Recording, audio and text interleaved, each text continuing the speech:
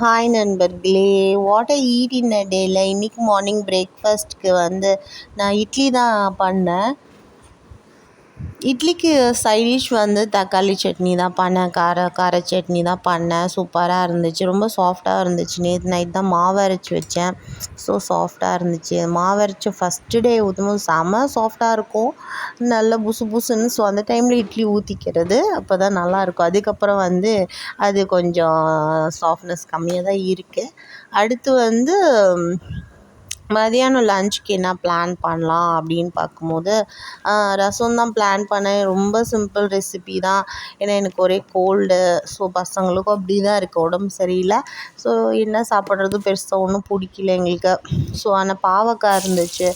பாவக்காய் ஃப்ரிட்ஜில் இருக்குது. அது ஒரு மாதிரி ஒரு 2 நாள் வச்சா கூட இந்த வெஜிடபிள்ஸ்லாம் எதுவும் ஸ்பாயில் ஆகுது. ஸோ அது வேஸ்ட் ஆகிட போகுதுன்னு சொல்லிவிட்டு நான் அதை ஃப்ரை பண்ணிட்டேன். டீப் ஃப்ரை பண்ணிட்டேன். ஆயிலில் போட்டு கிறிஸ்பாக நல்லா செஞ்சு கொடுத்தாச்சு பசங்களுக்கு. ஸோ சூடாக தக்காளி ரசம் நல்லா மிளகுலாம் வச்சு தக்காளி ரசம் பண்ணிவிட்டு இந்த பாவக்காய் பக்கோடா சைட் டிஷ்க்கு பண்ணி கொடுத்துட்டேன். ஸோ அவங்க எடுத்துகிட்டு போயிட்டாங்க ஸ்கூலுக்கு எடுத்துகிட்டு போய் செம்ம ஃபேன்ஸ் எங்களுக்கு. இந்த பாவக்காய் ஃப்ரைக்கு மேம் எல்லாம் சாப்பிட்டுட்டு ரொம்ப சூப்பராக இருக்குதுன்னு சொல்லிட்டு சாப்பிடுவாங்க. ஸோ இந்த மாதிரி செஞ்சு கொடுக்கும்போது இந்த பாவக்காவே சாப்பிடாதவங்க கூட ரொம்ப விரும்பி சாப்பிடுவாங்க. ஸோ அந்தளவுக்கு டேஸ்டியாக இருக்கும்.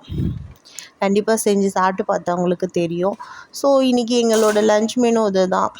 ரசமும் தக்காளி ரசமும் கொஞ்சம் பாவக்காய் ஃப்ரை பண்ணிட்டோம். நீங்கள் என்னெல்லாம் சாப்பிட்டீங்க அப்படின்னு எங்களுக்கு கண்டிப்பாக கமெண்ட் செக்ஷனில் கமெண்ட் பண்ணுங்கள்.